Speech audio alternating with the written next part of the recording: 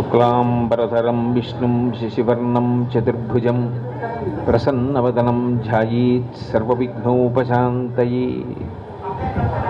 గురుర్బ్రహ్మా గురుర్విష్ణుః గురుర్దేవో మహేశ్వరః. గురుః సాక్షాత్ పరం బ్రహ్మ తస్మై శ్రీ గురవై నమః. భగవంతుని యొక్క నామములు గౌణములు. ఒక్కొక్క పేరుతో భగవంతుడిని పిలిచినప్పుడు అది భగవంతుడికి తల్లిదండ్రులు బాలసారి చేసి పెట్టినటువంటి పేరు కాదు. ఆ పేరు ద్వారా ఆయన ఏం చేస్తూ ఉంటాడు అన్నది ఆయన లోకమునకు చేసేటటువంటి గొప్ప అనుగ్రహము వ్యక్తమవుతుంది. శ్రీ వెంకటేశ్వర అన్నాను అనుకోండి, వేం పాపం కటతే యస్మాత్ పాపదహన శక్తితః. వేం అంటే పాపం, దాన్ని తొలగించేటటువంటి వాడెవరో ఆయన వెంకటేశ్వరుడు. అందుకే కలిబాధ మాన్ప తిరుమల కలియుగ వైకుంఠమనగ గైసేసిన మీ సలలిత కరుణాహృదయము కలలోనను మరువరాదు కంజదలాక్ష అంటారు. చేసిన పాపాలన్నింటినీ తల వెంట్రుకలను ఆశ్రయించి ఉంటాయి కాబట్టి తలనీలాలు తీసుకున్నటువంటి రూపంలో మన పాపములను తీసేస్తాడు కాబట్టి ఆయనకి వెంకటేశ్వర అని పేరు. ఒక్కొక్క చోట ఒక్కొక్క స్వామికి ఒక్కొక్క పేరు పెడతారు. ఆ పేరు ద్వారా ఆయన లోకమునకు చేసేటటువంటి అనుగ్రహము వ్యక్తమవుతుంది. శ్రీ వీర వెంకట సత్యనారాయణ స్వామి అవతారంలో ఆయన పిలవబడినటువంటి పేరు అది. అది ఎవరో పెట్టింది కాదు, ఆయనే చెప్పుకున్నాడు ఒకప్పుడు. వెంకట రామరాయణం బహద్దూర్ వారని అన్నవరం దగ్గర ఉండేటటువంటి వారు, వారి వంశం వారే ఇప్పటికీ కూడా అన్నవర దేవస్థానంలో సత్యనారాయణ స్వామి వారికి అనువంశిక ధర్మకర్తలు. వారికి అలాగే గోర్స గ్రామం దగ్గర ఉన్నటువంటి ఇనుగంటి ప్రకాశరావు గారని ఒక బ్రాహ్మణ కుటుంబానికి చెందిన వ్యక్తి, వారికి ఇద్దరికీ ఏకకాలంలో స్వప్నంలో కనపడి నా పేరు వీరవెంకట సత్యనారాయణుడు, నేను అన్నవరం అనబడేటటువంటి గ్రామంలో రత్నగిరి అనబడేటటువంటి కొండ కింద పొదలలో ఉన్నాను, కలియుగంలో భక్తుల్ని ఉద్ధరించడం కోసం అవతరించినటువంటి స్వరూపం. మీరు ఈ శ్రావణ మాసంలో అంటే అప్పుడు నడిచిన కాలం శ్రావణ మాసంలో మఖానక్షత్రంలో శుక్లపక్షంలో విధియ తిథి నాడు మీకు ప్రకాశిస్తాను, మీరు నన్ను వెతకండి అని ఆజ్ఞాపించాడు. ఇప్పుడు ఉన్నట్లుగా ఉన్నటువంటి పరిస్థితి కాదప్పుడు. అన్నవరం కొండంతా కూడా పొదలతోటి పెద్ద పెద్ద చెట్లతోటి నిండిపోయి ఉండేది. కాగడాలు పట్టుకొని ఏవైనా క్రూర మృగాలు అవి మీద పడతాయని పరివారంతో కలిసి రాజావారు ప్రకాశరావు గారు వెళ్ళి వెతికితే మధ్యాహ్న కాలమైనా కూడా ఆయన కనపడలేదు. ఇదేమా ఇద్దరికీ కల్లోకి వచ్చి చెప్పాడు కానీ కనపడలేదని వాళ్ళిద్దరూ బెంగ పెట్టుకుని కూర్చున్నటువంటి సమయంలో చెట్టు కొమ్మలు కదిలి సూర్యకిరణములు పడ్డాయి. ఆ కిరణములు ఎక్కడ పడ్డాయో అక్కడ చూస్తే అవి స్వామి పాదములు, అక్కడే ఉంది మూర్తి. ఆయన లభించినటువంటి ప్రదేశం అంకోల వృక్షం, తెలుగులో దాన్ని అంకుడు చెట్టు అంటారు. శంకర భగవత్పాదులు ఆ అంకోల వృక్షం గురించి ప్రస్తావన చేశారు. వారు మహాపురుషులు. శంకరాచార్యుల వారు యావత్ భారతదేశాన్ని పాదచారి అయి పర్యటించారు కాబట్టి వారికి తెలియని విషయం ఏమీ లేదు. కైలాస శంకరుడే కాలడి శంకరుడిగా వచ్చాడు. అందుకని వారు ఆ అంకోల వృక్షం గురించి ప్రస్తావన చేశారు. అంకోలం నిజబీజ సంతతి రయస్కాంతో ఫలం సూచిక సాధ్వీ నైజ విభుం లతాక్షితిరుహం సింధు సరిద్వల్లభం ప్రాప్నోతీహ యథా తథా పశుపతే పాదారవిందద్వయం చేతో వృత్తి రూపేత్య తిష్టతి సదా సా భక్తి రిత్యుచ్యతే అంటారు. అంకోలము అని సంస్కృతంలో అంటారు, అంకుడు చెట్టు అని తెలుగులో పిలుస్తారు. ఆ చెట్టుని సాక్షాత్ పరబ్రహ్మంగానే భావన చేస్తారు. ఒక చెట్టు రూపంలో పరబ్రహ్మాన్ని చూడాలి అంటే అంకుడు చెట్టు రూపంలో చూస్తారు. ఇప్పటికీ అంకుడు చెట్టు చూడాలి అంటే శ్రీశైలంలో తుమ్మెదలు విశేషంగా ఎగిరేటటువంటి ప్రత్యేకమైనటువంటి ప్రదేశం ఒకటి ఉంది. దాని మంచి దిగి అక్కడ కృష్ణానది ప్రవాహం చాలా గొప్పగా ఉంటుంది. ఆ పైన కొండ మించి పడేటటువంటి కృష్ణా ప్రవాహం మల్లెపూలు బుట్టలతో విడిచిపెడితే ఎలా పడతాయో అలా పడుతుంది తెల్లటి నీరు. అది కింద ఉన్న శివలింగం మీద పడుతుంది. మల్లెల తీర్థము అంటారు. అది చూస్తే మల్లెపూలు పడుతున్నట్టు పడుతుంది. ఇప్పటికీ అక్కడ ఒక నియమం ఉంది. ఆ మల్లెల తీర్థానికి మెట్లు దిగేటప్పుడు సరైనటువంటి శౌచము లేకపోయినా, ఏవైనా వాద్యాలు మ్రోగించినా, గట్టిగా అరిచినా, దెబ్బలాడుకున్నా, శరీరంలో ఉండకూడని పదార్థాలు ఏవైనా సేవించి వెళ్ళినా తుమ్మెదలు వచ్చి వాసన చూస్తాయి. ఏదైనా తేడా ఉంటే మాత్రం సమూహం కింద వచ్చి కరుస్తాయి. ఒకప్పుడు నేను కూడా ఆ ప్రాంతానికి వెళ్ళడం జరిగింది. మాలో ఒక ఆయన గట్టిగా కంజేరి వాయిస్తూ వెడుతుంటే ఆ తుమ్మెదలన్నీ కూడా ఆయన దగ్గరికి వచ్చాయి. ఆ ప్రదేశంలోకి వెళ్ళినప్పుడు ఏమీ వాయించడం అది చేయకూడదు. వెంటనే అందరూ అది ఆఫ్ చేసేయమంటే ఆఫ్ చేయగానే అన్నీ వెళ్ళిపోయాయి. మల్లెల తీర్థము అంటారు. చాలా శక్తివంతమైనటువంటి ప్రదేశంగా చెప్తారు. అక్కడికి వెళ్ళేటప్పుడు ఆ మెట్లు దిగేటప్పుడు కుడి చేతి వైపు కనపడుతుంది. నేను వెళ్ళిన రోజుల్లో ఉంది, మరి ఇప్పుడు ఉందో లేదో నాకు తెలియదు.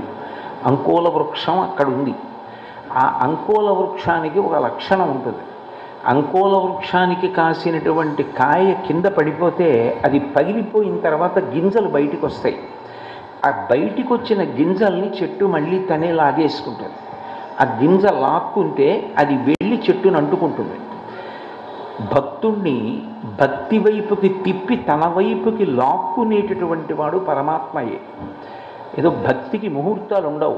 ఏకాదశి నాడు వ్రతం చేస్తానంటే బాగుంటుందేమో కానీ ఏకాదశి నుంచి భక్తిగా ఉంటానని ముహూర్తం పెట్టుకోవడం ఎక్కడా ఉండదు. భక్తి అన్నది భగవంతుని అనుగ్రహంగా రావాలి. అందుకనే ఆ అంకోల వృక్షాన్ని పరబ్రహ్మంగా భావన చేస్తారు సంప్రదాయంలో. అటువంటి అంకోల వృక్షం కింద దర్శనమిచ్చారు సత్యనారాయణ స్వామివారు. ఆయన పేరు వేరొకరు పెట్టింది కాదు, ఆయన పేరు ఆయనే పెట్టుకున్నారు. కలియుగంలో ప్రజల్ని తరింప చేయడానికి నేను వచ్చాను అని చెప్పారు. శ్రీ వీర వెంకట సత్యనారాయణ స్వామి ఆయన యొక్క పూర్తి నామధేయం. అది అలా ఉండడంలో నేను మీతో ముందే మనవి చేశాను, అది గౌణము. అంటే ఆ పేరు గురించి తెలుసుకుంటే అసలు ఆయన్ని ఎందుకు సేవించాలో అర్థమవుతుంది. శ్రీ అన్న అక్షరం శాక్తేయ ప్రణవము అంటారు. మనకి ప్రణవము అంటే ఓంకారం, అకారముకార మకారములతో ఉంటే ఓం అంటాం. మకారముల చేత ప్రతిపాదింపబడేటటువంటి శక్తి ఏది ఉన్నదో అదే శకార రకార ఈకారముల చేత ప్రతిపాదింపబడుతుంది. అందుకే శంకరాచార్యుల వారంతటి వారు సౌందర్యలహరి చేస్తూ శ్రీసరణి అంటారు అమ్మవారి గురించి. శ్రీ అంటే అమ్మవారు, అందుకే శ్రీ సూక్తము అని పిలుస్తారు. సూక్తము అంటే బాగుగా చెప్పబడినది. శ్రీ సూక్తం, భూసూక్తం, నీలా సూక్తం, దుర్గా సూక్తం, మన్యు సూక్తం. సూక్తం అంటారు. సూక్తం అంటే బాగుగా చెప్పబడినది. దానికి సంబంధించిన విషయము అయోమయం లేకుండా తత్వము ఆవిష్కరించినటువంటి మంత్రస్వరూపములకు సూక్తములని పేరు. అటువంటి శ్రీకారము చేత ప్రతిపాదింపబడుతున్నాడు అంటే శక్తిఘనమైనటువంటి వాడు. శక్తిఘనమైతే ఏమవుతుందంటే మీరు ఎక్కడ ఉండండి, ఎక్కడ ఉండి కష్టం వచ్చి ఆయన్ని తలుచుకోండి, ఆయన వినగలడు. ఆయన ఆర్తి కలిగిన వాడికి ఆపద నుండి గట్టెక్కించగలడు. పాదయాత్ర చేసినప్పుడు నాకు అక్కడ ఉన్నటువంటి ఒక గొప్ప పండితుడు, నేను అంత దూరం నడిచి వెళ్ళి స్వామి దర్శనం చేసుకుని నిలబడితే కదలలేక తొందరగా అడుగులు వేయలేక నిలబడిపోయాను. ఆయన నాతో వచ్చి ఒక మాట అన్నారు, మా స్వామి పేరు ముందు శ్రీకారం ఉంది మీకు తెలుసా అన్నారు. అంటే తెలుసు అన్నాను. అందుకే మీరు ఎక్కడ నిలబడి ఏ కాలంలో ఎంత అర్ధరాత్రి వేళ ఆయనని తెలుసుకొని మీరు చెప్పినటువంటి విజ్ఞాపన కూడా ఆయన వినగలడు. దగ్గరకొచ్చి చెప్పాలని లేదు, మీరు నమ్మి ఆయన ఉన్నాడు అన్న భావనతో చెప్పిన ఏ మాట అయినా వింటాడు. శక్తిఘనమైన వాడు. అందుకే శ్రీ పక్కన వీర ఏదో బాగా యుద్ధం చేస్తాడు అని కాదు. అన్నవరంలో ఉన్న సత్యనారాయణ స్వామి వారు ధనుర్బాణములు పట్టుకుంటాడు. ఒక చేతిలో ధనస్సు పట్టుకుంటాడు, ఒక చేతిలో బాణం పట్టుకుని ముద్ర పడతాడు. బాణంతో కలిపి ఉంటుంది చెయ్యి.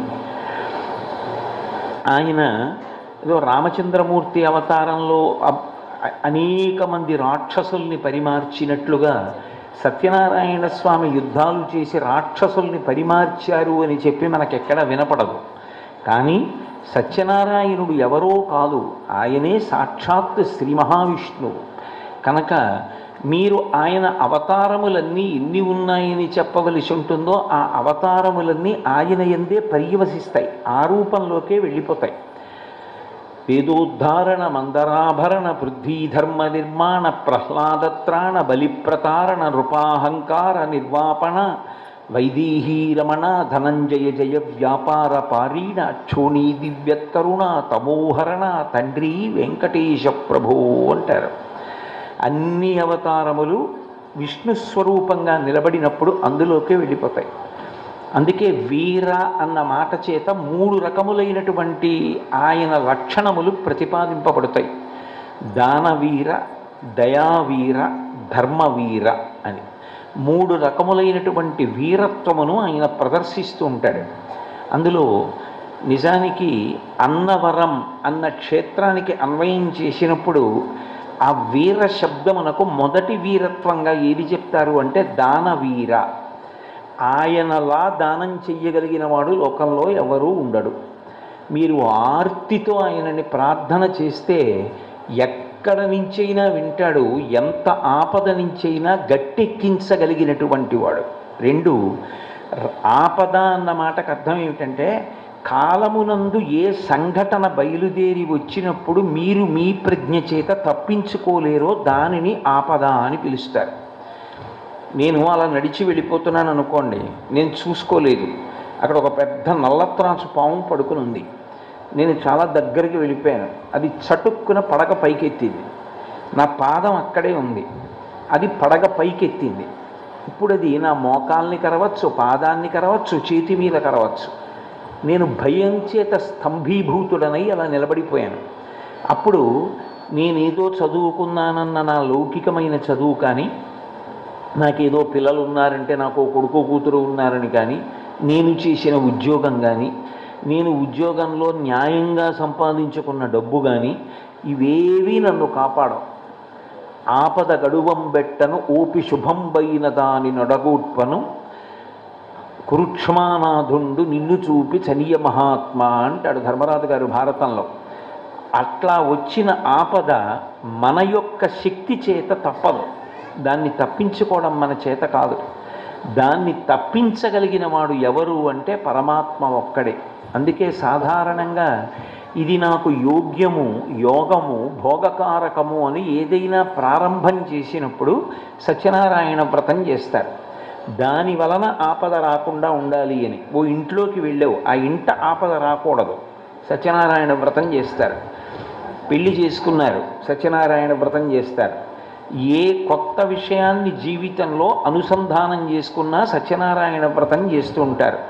ఆయన దానవీర, ఆయన ఇది మాత్రమే ఇవ్వగలడు అని చెప్పడం సాధ్యం కాదు. ఆయన ఏదైనా ఇవ్వగలడు, ఏదైనా ఇవ్వగలడు అని చెప్పడం కోసమే ఆయన దానవీరత్వం ఉన్నవాడు. అలాగే దయావీర, ఒకరి దగ్గర ఎంత శక్తి అయినా ఉండొచ్చు, కానీ మనసు యందు ఆర్ద్రత లేదనుకోండి, అటువంటి వ్యక్తిని మీరు ఆశ్రయించి కూడా ఏ విధమైనటువంటి ప్రయోజనము ఉండదు. ఎందుచేత అంటే భస్మహవ్యములు అంటుంటారు పోతన గారు భాగవతంలో. హోమం అంతా పూర్తయిపోయి పూర్ణాహుతి కూడా అయిపోయిన తర్వాత అందులో బూది మిగిలిపోయిన తర్వాత అప్పుడు వెళ్ళి మళ్ళీ ఓం నమో నారాయణాయ స్వాహ అంటూ నేను హవ్యం వేస్తానంటే అది ఎలా ఉపయోగపడుతుంది? హోమం అయిపోయి పూర్ణాహుతి అయిపోయి ఉట్టి బూది అందులో మిగిలినప్పుడు ఇక మళ్ళీ అందులో హోమం చేయరు. భస్మహవ్యములు, లుబ్ధద్రవ్యములు, పరమ లుబ్ధుడైనటువంటి వాడి దగ్గర ధనం ఉందనుకోండి, ఏం చేసినా ఎవరు ఏమైపోయినా ఆయన మాత్రం ₹1 కాసు ఇవ్వడు. శక్తి ఉండడం వేరు, ఉన్న శక్తితో ఆదుకోవడం వేరు. అన్నిటికన్నా చాలా చాలా గొప్ప విషయం ఏది అంటే భగవంతుడు కూడా జీవితంలో అటువంటి అపూర్వ అవకాశాలు అప్పుడప్పుడే ఇస్తాడు. తనకున్నటువంటి శక్తి ఏది ఉన్నదో దానితో ఆదుకోవడానికి ముందుకొచ్చిన వాడెవడో వాడు చరిత్ర యందు నిలబడిపోతాడు. ఏమీ లేనటువంటి ఒక పేద బ్రాహ్మణి ద్వాదశి నాడు పారణ చేయడానికి ఒక్క ఉసిరికాయ ఇంట్లో ఉంటే ఇంటి ముందుకు బ్రహ్మచారిగా వచ్చిన శంకర భగవత్పాదుల యొక్క చేతిలో వేసేసింది. ఆమె పరమ పాత్రుడైనటువంటి శంకర భగవత్పాదుల యొక్క చేతిలో ఉసిరికై వేసింది కాబట్టి కనకధారాస్తవం వచ్చింది. లోకానికంతటికీ మార్గదర్శనం చేసింది. శక్తి కలిగి ఉండడం వేరు, ఆ శక్తితో నేను 10 మందికి ఉపకారం చెయ్యాలనేటటువంటి ఆర్ద్రత, మనసు యందు ఆ తడి ఉండడం వేరు. అది లేదనుకోండి, ఎంత శక్తి ఉన్నవాడైనా మీరు ఏదైనా ఆపదతోటో ఆర్తితోటో వెడితే ఆయన దాన్ని చూసి పరిహసిస్తాడు, అది మరింత బాధాకరమవుతుంది. కానీ సత్యనారాయణ స్వామి వారు దయావీరుడు. దయ అన్న మాటకు అర్థం ఏమిటంటే అదొక పరమోత్కృష్టమైనటువంటి భావన. నిజానికి చాలా జన్మల యందు సద్భక్తి కలిగి ఉంటే, పెద్దలను సేవించిన వాడైతే, గురువులను సేవించిన వాడైతే అటువంటి వాడికి మాత్రమే కారుణ్యము మనసు యందు ఏర్పడుతుంది అంటారు. అందుకే భాగవతం దశమస్కంధంలో మాలాకారుడు శ్రీకృష్ణ పరమాత్మయే కనపడితే అడిగినది ఏమిటి అంటే, నీపాద కమల సేవయు నీపాదార్చకుల తోడి నియమును నితాంత అపారభూతదయయు తపసమందార నాకు దయసేయగదే అని అడిగాడు. ఇప్పటికీ పూజ పూర్తి చేసుకున్న తర్వాత ఈ పద్యం చెప్పి తీర్థం తీసుకునేటటువంటి పెద్దలు ఎందరో నాకు తెలుసు. ఎందుకంటే మనిషి జీవితంలో అడగవలసింది ఏదైనా ఉంటే మాలాకారుడు అడిగాడు దశమస్కందంలో. దాన్ని తీర్థం తీసుకునేటప్పుడు వాడతారు అంటే ఆ నితాంత అపార భూతదయయు అన్న మాట ఎంత గొప్పదో అర్థం అవుతుంది. మనిషి దయ కలిగి ఉండాలి. మిగిలిన ప్రాణులకి మనిషికి తేడా అక్కడే ఉంటుంది. మిగిలిన ప్రాణులకు దయ అన్న మాట అన్వయము కాదు. అది దయ చూపించకపోయినా దాని యందు దోషం ఆరోపించరు. ఒక పెద్ద పులి ఆకలితో ఉందనుకోండి, నిండు చూలాలైనటువంటి ఒక జింక ఇంకొక 5 నిమిషాలలో ఈనుతున్నటువంటి జింక ఆ పులిని చూసి పరిగెడుతుంటే, కడుపులో ఉన్న జింక పిల్ల బయటికి వస్తూ ఉంటే వెంటపడి పరిగెత్తి పంజా పెట్టి కొట్టి తల్లి జింకని పిల్ల జింకని కూడా చంపి పులి తినేసింది అనుకోండి, అయ్యయ్యో దానికి పెద్ద పులికి దయా అన్న మాట అన్వయం అవ్వదు, సింహానికి దయా అన్న మాట అన్వయం అవ్వదు. దయా అన్న మాట ఉండి తీరవలసిన వాడు లోకంలో మనుష్యుడొక్కడే, ఒక్క మనిషికి ఉండాలి. ఆ దయ లేకపోతే అర్థం లేదు. అది మనకు ఉండాలని చెప్పడం ఒకెత్తైతే, ఆయన దయావీరుడు, ఆయన దయకి అంతు లేదు. మన బాధ చూసి ఆయన తొందరగా కరిగిపోతాడు. ఆ కరిగిపోయే మనస్తత్వం ఎవరి యందు ఉంటుందో వాడు అక్కరకు వస్తాడు, తొందరగా ప్రతిస్పందిస్తాడు అనుకోండి. కనీసం 4 మంచి మాటలైనా మాట్లాడి మన బాధ చూసి ఆయనకి బాధ కలిగినంతగా తాపత్రయపడే వ్యక్తి అనుకోండి, 10 మంది 2 చేతులు ఎత్తి నమస్కారం చేస్తారు. నువ్వు ఎన్ని ఉపన్యాసాలు చెప్పావన్న దానికన్నా, ఎన్ని ప్రవచనాలు చేశావు అన్నదానికన్నా, ఎన్ని పుస్తకాలు చదివావు అన్నదానికన్నా ఎంతమందికి నువ్వు అక్కరకు వస్తావు. నువ్వు కష్టపడైనా 10 మందికి నువ్వు ఉపకారం చెయ్యగలవా? అది చెయ్యగలిగిన వాడైతే ఈశ్వరుడు సంతోషిస్తాడు తప్ప, కేవల మాటలు కూడా మంచివే, అవి తక్కువ అని నేను అనను. ఎందుకనంటే వాక్కు అగ్నిహోత్రం, అజ్ఞాన దాహకత్వం చేస్తుంది. కానీ ఉపకారం చెయ్యడానికి మనసుకి ఆర్ద్రత ఉండాలి. ఆ ఆర్ద్రత ఎక్కడ ఉన్నదో ఆయన లోకోపకారం చెయ్యగలడు. అంత దయ కలిగినటువంటి వాడు, తొందరగా కదిలిపోయేటటువంటి మనస్తత్వం ఉన్నవాడు, పిలిస్తే పలికేటటువంటి లక్షణం ఉన్నవాడు. ఏదో దగ్గరగా వెళ్ళి పిలవాలి తప్ప, మీరు పిలిస్తే మాత్రం ఎక్కడ పలుకుతానండి, మీరు ఎక్కడో ఉండి పిలిస్తే నాకేమందుతుంది అనడానికి వీలు లేదు.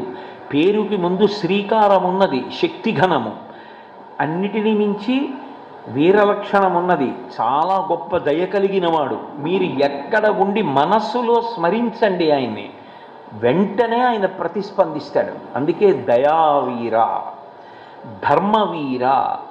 అసలు ప్రార్థన చెయ్యవలసిన అవసరం లేకుండా ఆయనకు ఒక పక్షపాతం ఉంటుందిట.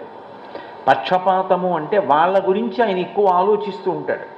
వాడు గత జన్మలలో చేసుకున్నటువంటి కర్మల వలన వాడికి ఏదైనా కష్టం రావలసి వస్తే, రేపొద్దున్న వాడికి నేను ఈ కష్టం ఇస్తున్నానని బెంగ పెట్టుకుని ఆ కష్టం రాకుండా నివారణోపాయాన్ని ఇవాల్టి నుంచే సిద్ధం చేయగలిగినంత సౌమ్య బుద్ధి కలిగి ధర్మ రక్షణ చేస్తూ ఉంటాడు. కాబట్టి ధర్మవీరుడు.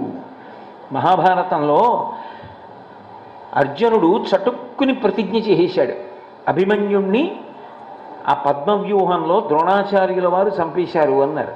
ఆ కొడుకు చచ్చిపోయాడన్న మాటకి కదిలిపోయాడు అర్జునుడు. ఎవరు చంపారు, ఎవరు అడ్డుపడ్డారు, మిగిలిన పాండవులు లోపలికి వెళ్లకుండా అని అడిగారు. సైంధవుడు అడ్డుపడ్డాడు అన్నారు. రేపు సూర్యాస్తమయం లోపల సైంధవుడి తల తరిగేస్తాను, ఒకవేళ సైంధవుడిని చంపలేకపోతే నేను అగ్నిప్రవేశం చేసేస్తానన్నాడు. తేలికైపోయింది మహాభారత యుద్ధం. సైంధవుడు అర్జునుడికి దొరకకుండా చేసేస్తే మరునాటి సూర్యాస్తమయం వరకు అయిపోయింది యుద్ధం. ఎందుకంటే అర్జునుడు అగ్నిప్రవేశం చేసేస్తాడు. అర్జునుడు లేకపోతే ఇక పాండవులు గెలవడం అన్న మాట లేదు. ఈ ప్రతిజ్ఞ చేసేసి అర్జునుడు వెళ్ళి నిద్రపోయాడు. కృష్ణ పరమాత్మ నిద్రపోలేదు. నిద్రపోకుండా దారుకుణ్ణి పిలిచాడు సారథిని. అర్జునుడు ఏం చేస్తున్నాడు వెళ్ళి చూసిరా అన్నాడు. హాయిగా నిద్రపోతున్నాడండి అన్నారు. కృష్ణ పరమాత్మ అన్నాడు సారథితోటి, చూసావా, రేపు సూర్యాస్తమయం లోపల సైంధవుణ్ణి చంపేస్తానన్నాడు. ఏ ధైర్యం చూసుకుని చేసేసాడయా ప్రతిజ్ఞ అని తనే వెళ్ళి నిద్రలేపాడు. బావా, అంత భయంకరమైన ప్రతిజ్ఞ చేశావే, కనపడకుండా సైంధవుణ్ణి దాచేస్తారే, ఎలా నిద్రపోతున్నావా, నీకు నిద్ర ఎలా పట్టిందన్నాడు. అంటే అర్జునుడు అన్నాడు, ప్రతిజ్ఞ చేయడం వరకే నా వంతు, అది నిజమయ్యేటట్టు చూసుకోవడం, నన్ను రక్షించుకోవడం నీ వంతు. నిద్ర పట్టక నువ్వు ఆలోచించుకో, నేను పడుకుంటానన్నాడు. అది ధర్మవీర అంటే. అర్జునుడు ధర్మ సంస్థాపన కొరకు యుద్ధం చేస్తున్నాడు. ఆయన పక్కకి వెళ్ళిపోతే ధర్మం నిలబడదు. ధర్మం నిలబడాలి అంటే అర్జునుడి మీద పక్షపాతంతో ఆ రోజు స్వప్నకాలమునందు యోగ విద్య చేత కైలాసానికి తీసుకెళ్ళి పరమశివ దర్శనం చేయించి పాశుపతాస్త్ర ఉపసంహారములను ఆయనకి ఉపదేశం చేయించి మరునాడు సైంధవుడి తల తరిగితే సరిపోదు. సైంధవుడి తల కింద పడిందనుకోండి, ఎవడు తల నరికాడో వాడి తల నూరు రెక్కలైపోతుంది. అది అర్జునుడికి కూడా తెలియదు. అందుకని కేవలం తల నరకడం కాదు, ఆ తల నరికిన తరువాత కింద పడిపోకుండా బంతులాడు, నేను చెప్పే వరకు అని బంతులాడమని పాశుపతాస్త్రాన్ని ప్రయోగింపచేసి ఆ తలని తీసుకెళ్ళి ఈ వరం అడిగినటువంటి సైంధవుడి యొక్క తండ్రి హిమవత్ పర్వత ప్రాంతంలో తపస్సు చేస్తున్నాడు. ఆయన ఒడిలో పడాలి తల అని ప్రయోగించన్నాడు. పాశుపతాస్త్రం అప్పుడు కాపాడింది. ఆ సైంధవుడి తల వెళ్ళి తండ్రి ఒళ్ళో పడింది. ఆయన మంచి కళ్ళు మూసుకొని ధ్యానంలో ఉండి ఏదో తప్పున ఒళ్ళో పడిందని చూశాడు. నిత్తుటి ముద్దగా ఉన్న తల, కొడుకుది ఏం చూసుకోలేదు. మృతశిరస్సు అని కింద పడేశాడు. ఎవరు తన కొడుకు తల కింద పడేటట్టు కొడితే వాడు మరణించాలన్నాడు. తనే కదా కింద పడేశాడు. తను కింద పడేశాడు కాబట్టి ఆ వృద్ధక్షత్రుడు తండ్రి యొక్క తల 100 రెక్కలయ్యింది. లేకపోతే అర్జునుడు ఏమైపోయేవాడు? ఎప్పుడూ ధర్మం కోసం పరితపించేటటువంటి వాళ్ళు, ఎప్పుడూ ధర్మం కోసం నిలబడేటటువంటి వాళ్ళని రక్షించుకోవడానికి అంత అప్రమత్తుడై ఉంటాట. ధర్మాత్ములకు కష్టం వస్తుందేమోనని వారికి కష్టం వచ్చేటప్పుడు కష్టం కన్నా ముందే పరిష్కారాన్ని సిద్ధం చేస్తాట. అంటే ధర్మమునందు ఆయనకి ఎంత పక్షపాతమో చూడండి. అసలు ఆయన అవతారాలుగా ఎందుకు వస్తాడు అంటే ఆయనే చెప్పుకున్నాడు భగవద్గీతలో, యదా యదా హి ధర్మస్య గ్లానిర్భవతి భారత అభ్యుత్థానమధర్మస్య తదాత్మానం సృజామ్యహం అన్నాడు. ఎప్పుడెప్పుడు ధర్మమునకు ఇబ్బంది కలుగుతుందో అప్పుడప్పుడు నేను ఒక అవతారాన్ని రూపాన్ని తీసుకుని ఈ భూమి మీదకు వస్తానన్నాడు. అంతటి ధర్మపక్షపాతి అయినటువంటి పరమాత్మ ధర్మాత్మలను రక్షించడం కోసమని ఆ కొండ మీదకి వచ్చి వెలిసి ఉన్నాడు. అది చెప్పడం కోసం నేను ఇటువంటి ధర్మపక్షపాతం కలిగిన వాణ్ణి అని దానవీర, దయావీర, ధర్మవీర 3 రకములైనటువంటి వీరత్వము నా యందు ఉన్నది అని చెప్పడం. శ్రీ వీర వేంకట, వెంకట కాదు వేంకట. వేం అంటే పాపము అని, కట అంటే తొలగించుట. చేసిన పాపం దుఃఖాన్ని ఇస్తుంది, చేసిన పుణ్యం సుఖాన్ని ఇస్తుంది. దేవీ భాగవతం చేస్తూ వ్యాస భగవానుడు అంటాడు, కాలోహి బలవాన్ కర్త సతతం సుఖదుఃఖయో నరాణం పరతంత్రాణం పుణ్య పాపానుయోగత అంటాడు. నరుడు పరతంత్రుడు. నేను చేసిన పుణ్యం ఏదుందో అది నాకు సుఖాన్ని ఇస్తుంది, నేను చేసిన పాపం ఏదుందో అది నాకు దుఃఖాన్ని ఇస్తుంది. నేను చేసిన పాపపుణ్యములు తెలిసినవాడు పరమాత్మ ఒక్కడే. అటువంటి పరమాత్మ ఈ జన్మలో నేను భక్తి మార్గంలో వెళ్ళి గురువుగారి పాదాలు పట్టుకుని శాస్త్రం పట్టుకుని అధర్మం వైపుకి వెళ్ళకూడదు, పాపం చెయ్యకూడదు, ఎప్పుడూ భగవంతుడు చెప్పినట్టు బ్రతకాలని ఎంతో భక్తితో నేను జీవిస్తున్నాను అనుకోండి. అప్పుడు కూడా చేసిన పాపం ఉంది, దాని ఫలితం అనుభవించు అంటే, నేను తప్పించను అంటే భగవంతుడు ఉండి ప్రయోజనం ఏంటి? అప్పుడు కర్మ గొప్పదవుతుంది కాదు, కర్మ కన్నా ఈశ్వరుడు గొప్పవాడు. అందుకే ఆయన వేంకట చేసిన పాపమును తొలగిస్తాడు, లేదా పాపము యొక్క ఫలితాన్ని బాగా తగ్గించేస్తాడు. ఇది చెప్పడానికే శ్లోకాలు వస్తాయి. నమ శివాభ్యాం అశుభాపహాభ్యాం. పాము కరవవలసిన వాణ్ణి ఆ రోజున చీమతో కరిపించి వదిలిపెట్టగలడు. అలాగే ఆపదామపహర్తారం దాతారం సర్వసంపదాం లోకాభిరామం శ్రీరామం భూయో భూయో నమామ్యహం. వచ్చే ఆపదని తీసేసి దాని స్థానంలో శుభాన్ని పెట్టేస్తాడు. ఎందుకంటే ఈ జన్మలో వాడు మారాడు, ధర్మాన్ని పట్టుకున్నాడు, భగవంతుణ్ణి పట్టుకున్నాడు. వాణ్ణి కాపాడకపోతే నేనున్నానని ఎవరు నమ్మరు. అందుకే వాడు నా కొరకు రక్షింపవలయువాడు. పరమేశ్వరుడు మహాసంతోషపడిపోయేది ఎప్పుడంటేట, ఆయనని నమ్ముకున్న భక్తులకు ఉపకారం జరిగినప్పుడు ఆయన సంతోషిస్తాడట. అది నేను చెప్పిన మాట కాదు, భగవంతుడే చెప్పుకున్నాడు. వాడు నా కొరకు రక్షింపవలయువాడు అన్నాడు వామనమూర్తి ఘట్టంలో.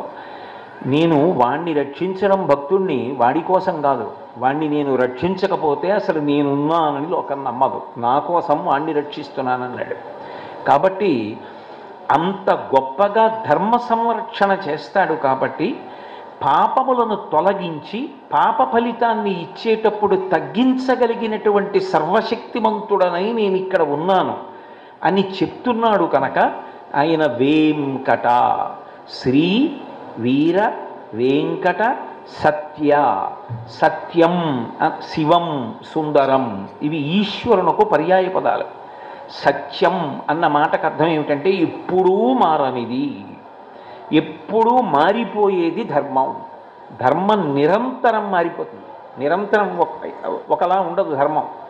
తెల్లవారుజామున ధర్మం ఒకటి, తెల్లవారిపోయిన తర్వాత ధర్మం ఒకటి, మధ్యాహ్నం ధర్మం ఒకటి, సాయంత్రం ధర్మం ఒకటి, రాత్రి ధర్మం ఒకటి.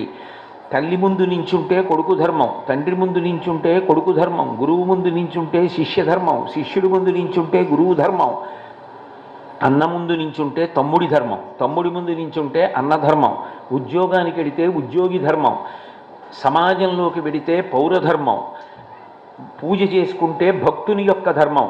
ప్రవచనం చేసేటప్పుడు శాస్త్రము చేత ప్రతిపాదింపబడిన విషయం తప్ప తన స్వబుద్ధికి తోచినవి చెప్పకూడదు. వినేటప్పుడు ఏమీ మాట్లాడకుండా వినడం ధర్మం. ఎప్పుడు ఎక్కడ ఎలా ఉండాలో అలా ఉంటారు. ఆశ్రమాన్ని బట్టి మారిపోతుంది. బ్రహ్మచారికి ఒక ధర్మం, గృహస్థుకు ఒక ధర్మం, వానప్రస్థుకు ఒక ధర్మం, సన్యాసికి ఒక ధర్మం. ఆశ్రమాన్ని బట్టి, దేశమును బట్టి మారిపోతుంది. దక్షిణ దేశంలో శివలింగానికి అభిషేకం చేస్తే చొక్కా బనీన్ లేకుండా చేస్తారు. ఉత్తర దేశంలో అభిషేకం చేస్తే ఉన్ని బట్టలు ఎన్నో కప్పుకుని చేస్తారు.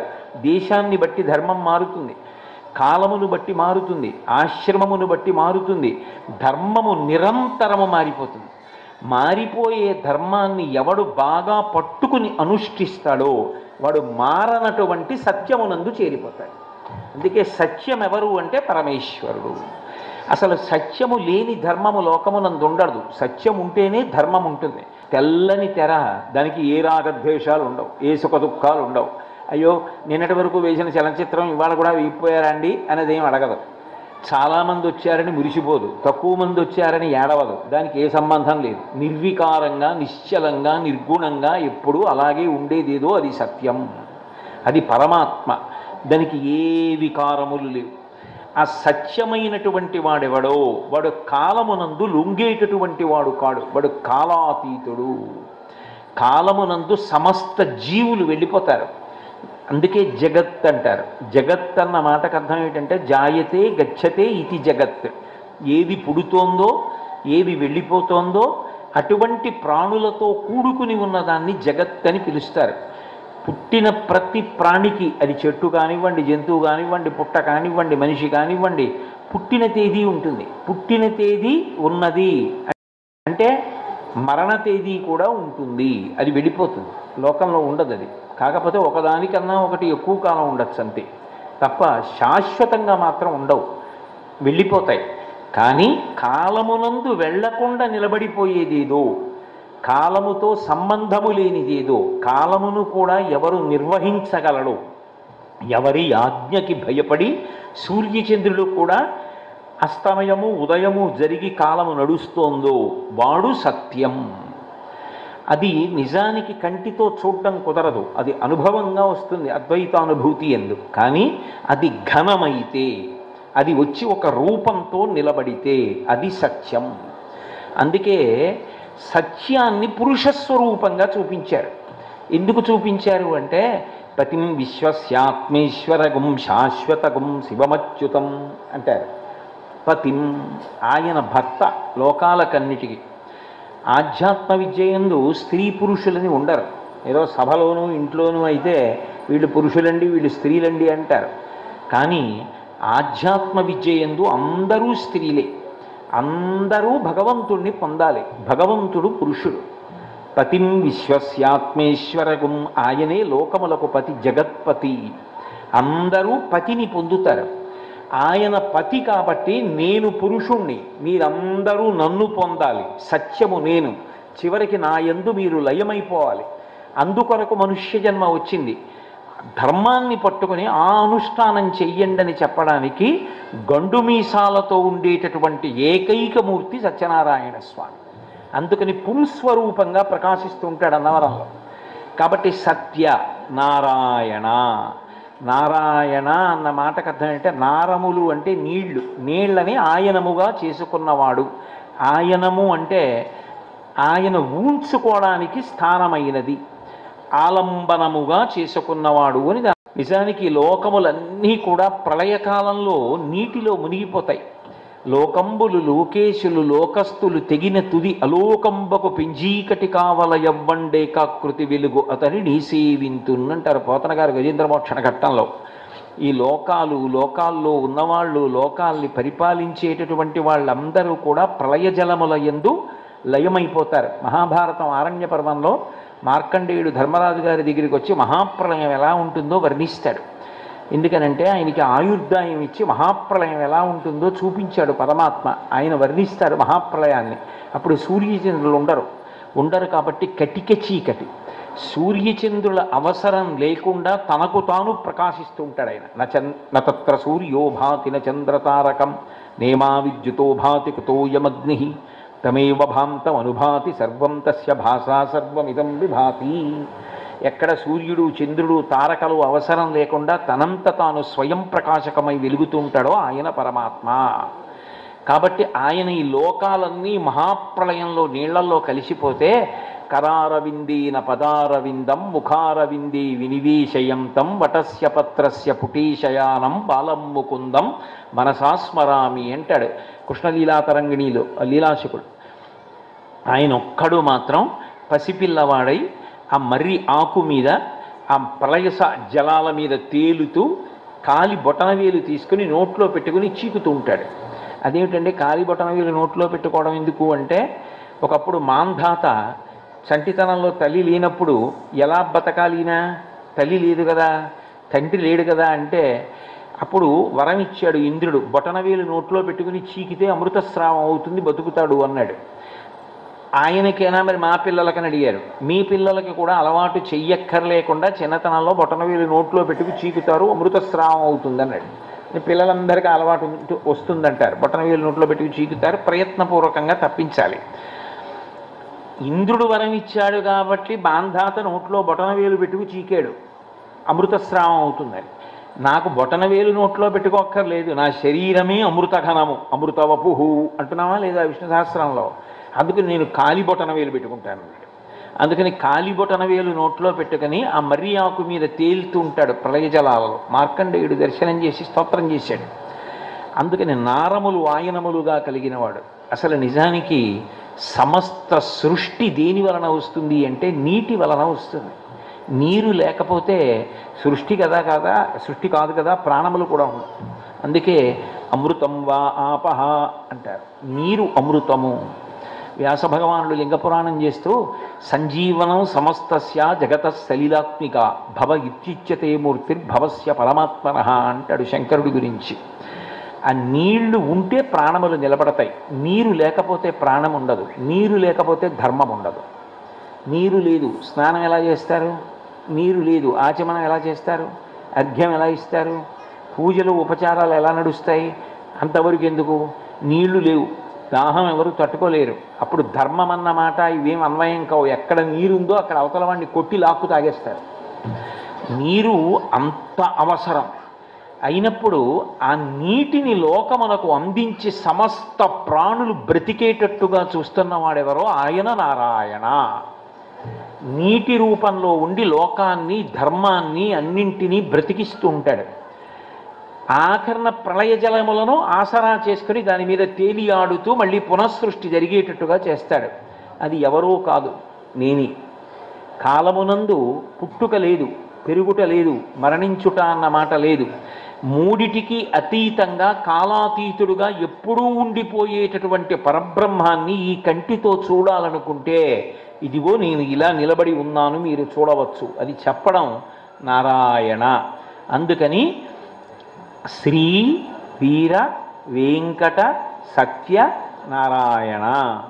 ఆయన భార్య అనంతలక్ష్మీ సత్యవతీదేవి అన్నారు. అనంత, ఆమె శక్తి అంత ఇంత అని చెప్పడం ఎవరికీ సాధ్యం కాదు. అనంత శబ్దమునకు పర్యాయ పదమే కామకోటి, కామాక్షి. కామకోటి అంటే నువ్వు ఏమడుగుతావు అడుగు, నేను ఇది చెయ్యలేనన్నమాట అన్వయం అవ్వదు. అంత శక్తి ఒక చోట నిలబడితే అనంత.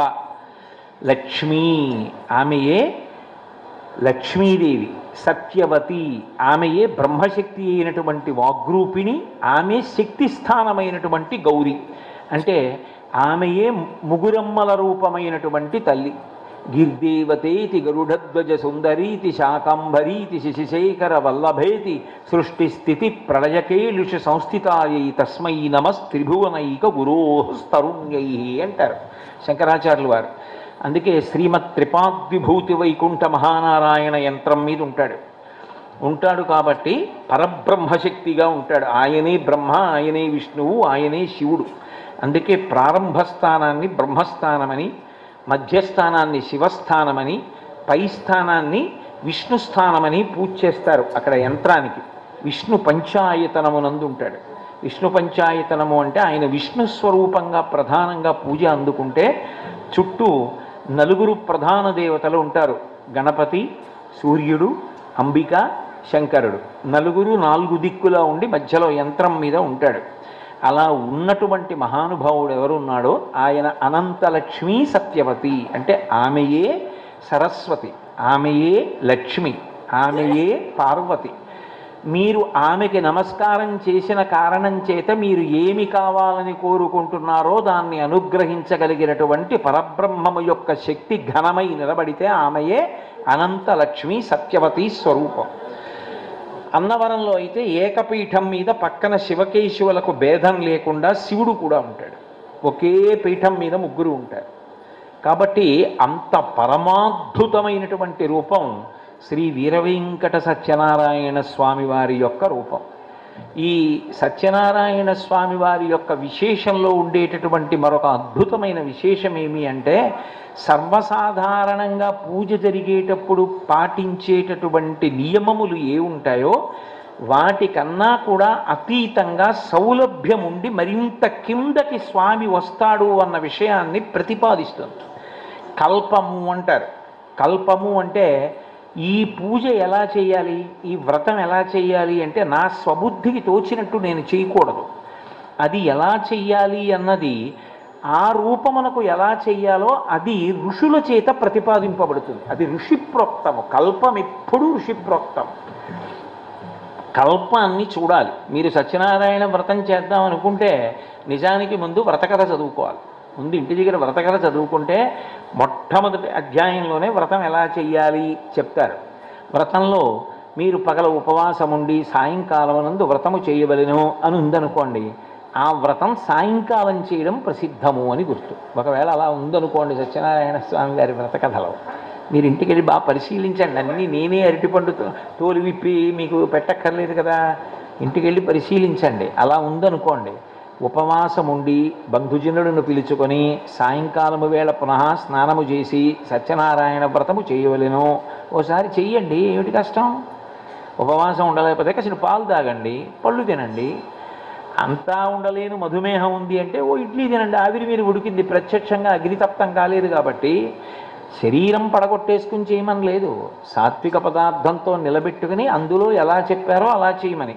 నదీ తీరమునందు కానీ, గోశాలలో కానీ, నైమిషారణ్యమునందు కానీ, దేవాలయ ప్రాంగణమునందు కానీ, అథవా ఇంటిలో ఈశాన్య దిక్కున కానీ గోమయముతో అలకి అని ఉందనుకోండి, ఆవు పేడ తెచ్చుకోండి, కాస్త అలకండి. శ్రద్ధ అన్న మాటకు అర్థం ఏమిటి? ఒకటి చేసేటప్పుడు అసలు అది ఎలా చేయమన్నారన్న విషయం తెలిసి ఉండాలి కదా. అది ప్రథమాధ్యాయంలో ఉంది కదా. సత్యనారాయణ స్వామి వారి వ్రతకథ పుస్తకం పరమ సంక్షిప్తంగా కాకుండా బాగా దాని గురించి స్పష్టంగా ప్రతి శ్లోకానికి తాత్పర్యంతో ఉన్న పుస్తకం ఒకటి సంపాదించుకుని ప్రథమాధ్యాయం చదివితే వ్రతం ఎలా చేయాలో ఋషి చెప్తాడు, నారదుడు చెప్పాడు. అది నువ్వు కర్మగా చెయ్యి, దాన్నే పట్టుకో. అందుకని ముందు కల్పన చదువుతారు. అసలు ఏం చెయ్యాలి అన్నది చదవకపోతే మీరు అంతా చేసేసి కథ చదివారనుకోండి, కథలో సాయంకాలము వ్రతము చేయవలను అని ఉందనుకోండి, మీరు 11ంటికి చేస్తున్నారు అనుకోండి, మీకు ఏమనిపిస్తుంది? అప్పుడు వేళ్ళు విరుచుకుని అయ్యో సాయంకాలం చేస్తే బాగుండేదే అని అనుకోకురా అని చెప్పడానికి ముందు కథ చదువుకో అని చెప్తారు. ముందు కల్పం చదవాలి. కల్పం సంస్కృతంలో మంత్రపురస్సరంగా ఉన్నది, అర్థం కాదేమో అని కథలో మొదటి అధ్యాయంగా దాన్ని చెప్తారు. ఎక్కడైనా అలాగే చెప్తారు. శ్రావణ మాసం వరలక్ష్మీ వ్రత కథలోనైనా ఎలా చేయాలో చెప్తారు. కల్పాన్ని పాటించాలి. పాటిస్తే మీరు జాగ్రత్తగా గమనిస్తే సత్యనారాయణ స్వామి వారి అనుగ్రహం విషయంలో మిగిలిన వ్రతాల కన్నా ఈ వ్రతంలో ఒక సౌలభ్యం మీకు కనపడుతుంది. అంటే నేను మీతో అన్నాను కదా, దయావీరుడు అన్నాను. సర్వసాధారణంగా వ్రతం చేస్తున్నారు అంటే భార్యాభర్తలు పీటల మీద కూర్చుంటారు. కొన్ని వ్రతాల విషయంలో భర్త గారి అనుమతితో ఆయనకో నమస్కారం చేసి భార్య కూర్చొని చేసుకుంటుంది. వరలక్ష్మీ వ్రతం ఉందనుకోండి, భార్య చేసుకుంటుంది. ఈ సత్యనారాయణ స్వామి వారి వ్రతాన్ని పరిశీలిస్తే 3వ అధ్యాయం దగ్గరికి వచ్చేటప్పటికి అసలు భర్తలు బతికున్నారా లేదా అన్నది తెలియదు తల్లికి కూతురికి. ఎందుకంటే వాళ్ళు కారాగారంలో ఉన్నారు. నేను వ్రతం చేసుకుంటాను అని ఆవిడ మొక్కుకుని వాళ్ళు వచ్చేదాకా ఆగలేదు. ఎవరో వ్రతం చేస్తుంటే చూసి తనకున్న ద్రవ్యంతో ఆమె వ్రతం చేసేసుకుంది. అంటే భర్త గారితో కలిసే వ్రతం చేసుకోవాలన్న నియమం లేదని అర్థమవుతుందా లేదా? కల్పన చదివితే ఏమర్థం అవుతుందంటే ఆ వ్రతం ఎంతమందికి సావకాశం ఇచ్చేస్తోంది అంటే ఆర్తితో ఉన్న వాళ్ళందరినీ లోపలికి తీసుకుంటోంది వ్రతం. అందుకు కల్పన చదువుతారు. కథ ఎందుకు చదువుతారు అంటే కథ చదివేటప్పుడు దృష్టికోణం వేరుగా ఉంటుంది. కథ నెగడు, వినడం కర్ర పెట్టి పొడవడం. నెగడు ఉందనుకోండి, అగ్ని వెలుగుతోందనుకోండి, మీరు కర్ర పెట్టి పొడిస్తే రవ్వలు రేగుతాయి. బాగా కల్పాన్ని శ్లోకాలు చదువుతుంటే అందులో ఉన్న అంతరార్థాలు మీకు బాగా అర్థమవుతాయి. అందరికన్నా దైవస్వరూపం గురించి భక్తులలో భక్తిని నిలబెట్టవలసినటువంటి కర్తవ్యము ఉన్నవాడు ఎవరు అంటే శాస్త్రము చదివి అర్థం చేసుకోవలసిన అవసరమున్న బ్రాహ్మణుడు. అందుకే అందులో ఎవరు చేశాడు వ్రతం ముందు? ఎన్ని కష్టాలలో ఉన్నా భగవద్భక్తిని వదలకుండా తిరుగుతున్నవాడు సత్యనారాయణుడే కనపడి వ్రతం చేయమంటే ఉన్న ద్రవ్యంతో వ్రతం చేశాడు. దరిద్రం పోయి. ముందు నమ్మి చేయవలసిన వాడు ఎవరో ఆయన చేశాడు. ముందు తలకాయ మాట చెప్పిందనుకోండి, పాదములు కదులుతాయి. సాయంకాలం అక్కడికి వస్తానన్నావు కదా, 5 గంటలకల్లా వాహనం ఎక్కుతానన్నావు కదా, ఎక్కడో కడప నుంచి వచ్చాను, బాగా బడలిపోయాను, కాసేపు పడుకుంటాను, 6:30కి వెడదానులే అంటే ఎలా? లే అని శిరస్సు ఆజ్ఞనిస్తే స్నానం చేసి అనుష్ఠానం చేసుకుని పాదాలు కదులుతాయి వాహనం వైపుకి. ఇక్కడి నుంచి ఆజ్ఞ రావాలి, అప్పుడు గమనం ఉంటుంది. ముందు చెయ్యవలసిన వాడు చేశాడు. వెంటనే అరణ్యంలో కట్టెలు కొట్టుకుని అమ్మి జీవనం చేసేటటువంటి వ్యక్తి ఈయన చేస్తున్న వ్రతాన్ని చూసి ఆయన చేశాడు. అంటే ముందు తల సరిగా ఉంటే కింద వరకు సరిగ్గా ఉంటుంది గమనం. అంటే చెయ్యవలసిన వాడు సరిగ్గా చెయ్యాలి, చదవవలసిన వాడు చదవాలి, అప్పుడు క్రింద కూడా బాగుంటుంది. ఇప్పుడు మధ్యలోకి ఎవరు వచ్చారు? రాజ్యాన్ని పరిపాలించేటటువంటి రాజుకి ఆ భగవంతుడి మీద నమ్మకం ఉండాలి. ఆయనకేదో వ్యక్తిగతంగా ఓ అవసరం ఏర్పడింది. అవసరం వేరు, కోరిక వేరు. నాకు అమెరికా అధ్యక్ష పదవి కావాలంటే కోరిక అవ్వచ్చు. నాకు కొడుకు ఉండాలి, నాకు కూతురు ఉండాలి, వాళ్ళు దీర్ఘాయుష్మంతులు కావాలి, నాకు మనవడు పుట్టాలి, నేను చూడాలి మనవణ్ణి, నాకు సొంత ఇల్లు ఉండాలి, స్వగృహే అని నేను సంకల్పం చెప్పుకోవాలి, నేను ఒకళ్ళ దగ్గర చెయ్యి చాపవలసిన అవసరం లేకుండా బ్రతకాలి, అనాయాసంగా నేను శరీరాన్ని వదిలిపెట్టేయాలి. ఇవన్నీ అవసరాలు. అవసరాలు తీరకపోతే ఎవరికి చెప్పుకోవాలి? నాకే చెప్పమని ఈశ్వరుడే చెప్పాడు. ఆర్తో జిజ్ఞాసురర్థార్థి జ్ఞాని చ భరతర్షభ అన్నాడు. వాళ్ళు నలుగురు నన్నే అడుగుతారన్నాడు. కాబట్టి ఇప్పుడు వాళ్ళు ఆయన్నే అడగాలి. అందుకని రాజు కూడా దేశాన్నేలే రాజుకి ముందు నమ్మకం ఉంటే ప్రజలకు.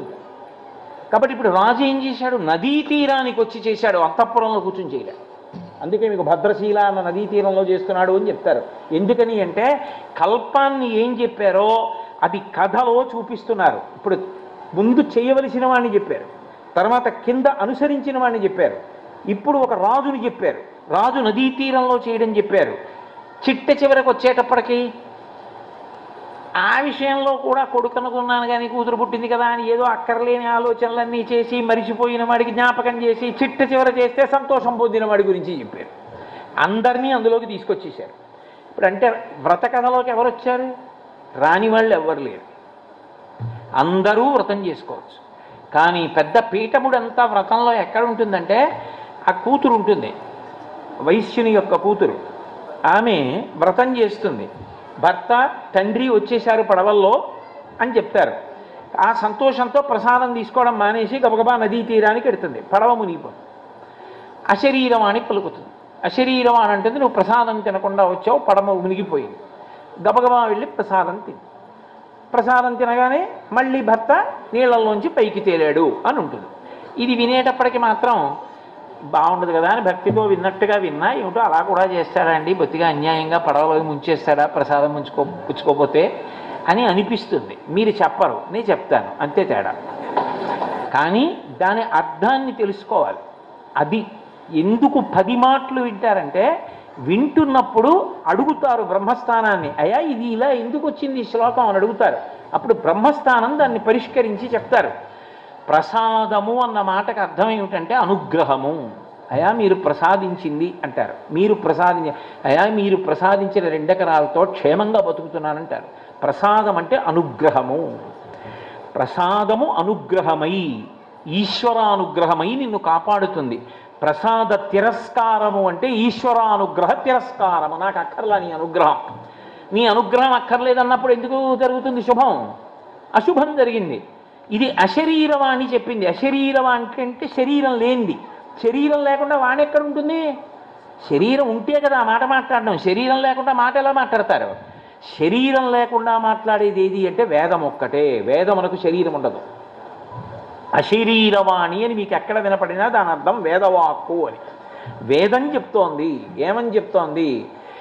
ఈశ్వరుడి యొక్క అనుగ్రహము కొరకు నువ్వు ఒక వ్రతాన్ని కానీ పూజ కానీ చేసి నివేదన చేసినటువంటి శేషమును ప్రసాదముగా తీసుకుంటే ఆ భక్తితో చేసిన కారణం చేత 6వ వంతు నీ మనసు అవుతుంది. మనసై బుద్ధి అయి అప్పటి వరకు పరిష్కారము తోచనిది ఇప్పుడు తోస్తుంది బుద్ధికి. అదే నీ సమస్య తీరడానికి కారణమవుతుంది. ఎక్కడి నుంచి ఎవరక్కల నీ బుద్ధికే తోస్తుంది. తోచి సమస్య పరిష్కారం అవుతుంది. అయ్యయ్యయ్యయ్యో ఇన్నాళ్ళ నుంచి వదిలేశాను, ఆయన దగ్గరికి వెడితే పని అయిపోను కదా అని అప్పుడు పరిగెడతాడు. అదేమయ్యా ఇంత కష్టపడ్డావు, ఒక్కసారి నా దగ్గరికి వస్తే అయిపోను కదా, ఇక మీరు మర్చిపోండి, ఇది మీది కాదు నాది సమస్య అంటాడు. అయిపోయిందా? అది ఇప్పుడు తట్టింది. ఆ తట్టడానికి 6వ వంతు ఏది బుద్ధిగా మారి నీ సమస్యని పరిష్కారమునకు ప్రచోదనం చేస్తుందో అది ప్రసాదము. దాన్ని తిరస్కరించడం ఈశ్వరానుగ్రహం వద్దండం. ఈశ్వరానుగ్రహం వద్దన్న వాడికి శుభం ఎలా వస్తుంది? అది అశరీరవాణి పలికినది. అంతేగాని భగవంతుడు ఒక పెద్ద పైశాచికవాది, ప్రసాదము తిననందుకు పడవలు ముంచాడు అని సిద్ధాంతాలు చేయకూడదు. దాని అర్థం తెలుసుకునే ప్రయత్నం చెయ్యాలి. అలాగే మంత్రముతో పిలుస్తోంది బ్రహ్మస్థానం. ఆ ఉపకారమునకు మీరు ప్రత్యుపకారం చేయలేరు. ఆయన మంత్రశక్తి చేత పిలుస్తున్నాడు. శబ్దశక్తికి వస్తారు దేవతలు. శబ్ద బ్రహ్మమయీ చరాచరమయీ జ్యోతిర్మయీ వాంగ్మయీ అంటారు శంకర భగవత్పాదులు మీనాక్షి స్తవంలో. ఒకప్పుడు చూశారు అలా రావడం దేవతల్ని. రామాయణ కాలంలో దేవతలందరూ వచ్చి కూర్చుంటే కనపడేవారు. అనుష్ఠాన బలం తగ్గిపోయి దేవతలు కనపడరు. ఇప్పటికీ కడపలో గండి అని ఒక క్షేత్రం ఉంది. ఆ గండి ఆంజనేయ స్వామి క్షేత్రంలో 2 కొండల మధ్యలో వాయుదేవుడు కట్టిన బంగారు తోరణం ఉందంటాడు. అది పరమపుణ్యాత్ములు, ఇక జన్మ రాని వాళ్ళు ఎవరుంటారో వాళ్ళకి కనపడుతుంది ఆ తోరణం అంటారు. ఒక బ్రిటిష్ కలెక్టర్కి కనపడింది అని గజెట్లో ఉంది ఇప్పటికీ. అది ఎవరు ఎటువంటి వారు అంటే ఏం చెప్పగలం? పైన ఉన్న పటాటోపాన్ని బట్టి చెప్పలేను, లోపల భక్తి వలన తెలుస్తుంది. ఒక ఆయన వ్రతం చూడడానికి కూర్చున్నాడు. ఆయన మనసులో అలా సూర్యుడు వస్తున్నాడు, చంద్రుడు వస్తున్నాడు, బృహస్పతి వస్తున్నాడు, మహానుభావుడు గురువు ఆయన వస్తున్నాడంటే ఇంద్రుడు కూడా లేచి నిలబడతాడు.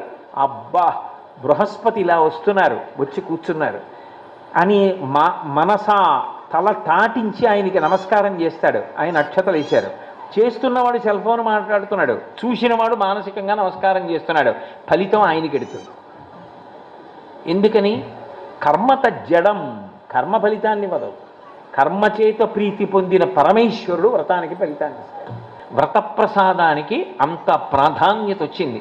ఇవన్నీ యాంత్రికములు, ఏదో సరదాగా కల్పించినవి కావు. ఋషిప్రోక్తమైనటువంటి కల్పమునందు భక్తి బాగా నిలబడడానికి, ఈశ్వరానుగ్రహం పొందడానికి ఎలా ప్రవర్తించాలి అనేది అంతర్లీనంగా నిర్దేశింపబడుతుంది.